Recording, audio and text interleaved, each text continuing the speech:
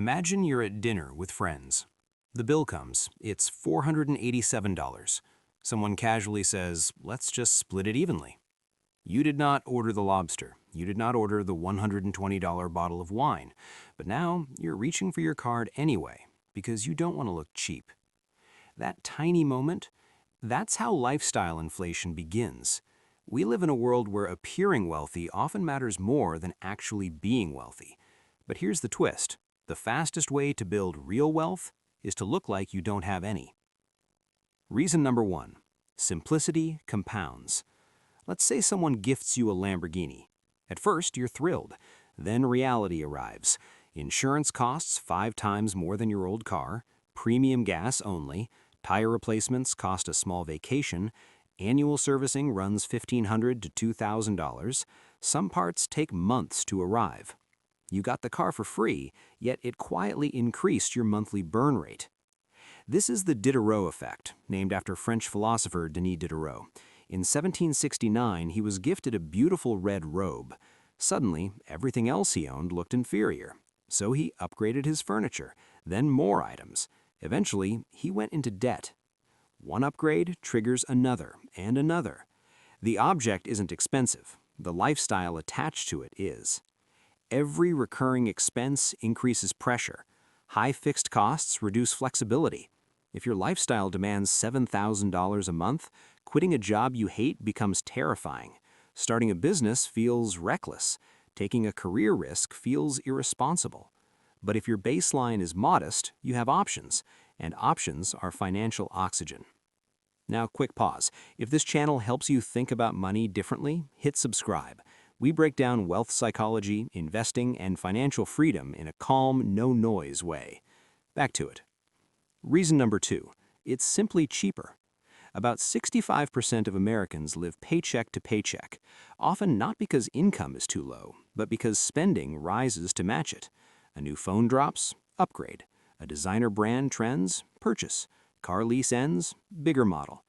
But imagine you quietly save $500 per month instead. That's $6,000 per year. Invest $6,000 annually into a broad index fund, earning 8% for 25 years. You're looking at roughly $500,000, $500,000, from not upgrading your lifestyle. Or build a 3 to 6 month emergency fund, or invest in skills that increase income. Low profile equals high optionality. Reason number 3, it filters your circle. If you broadcast wealth, you attract expectations.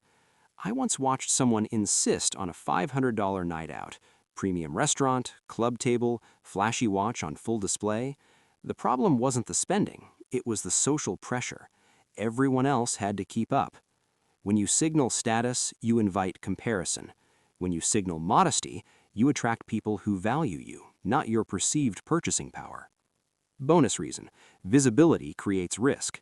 Public displays of wealth increase your exposure, financially and personally. Privacy is underrated leverage. Reason 4, happiness adapts. Psychologists call it the hedonic treadmill. In a famous 1978 study, lottery winners reported similar happiness levels months after winning compared to before. You adapt. That new car?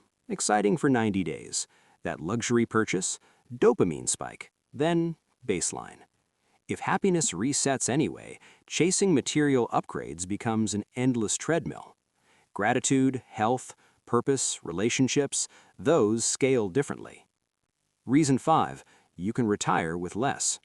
Under the 4% rule, if you need $50,000 per year to live, you need about $1.25 million invested.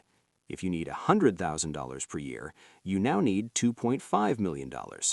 Doubling lifestyle doubles retirement target.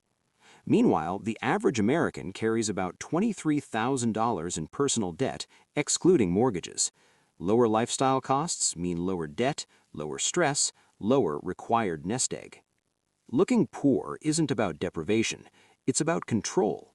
It's choosing long-term leverage over short-term validation. In a world obsessed with signaling wealth, the quiet investor often wins, because real wealth doesn't need to be seen, it needs to compound.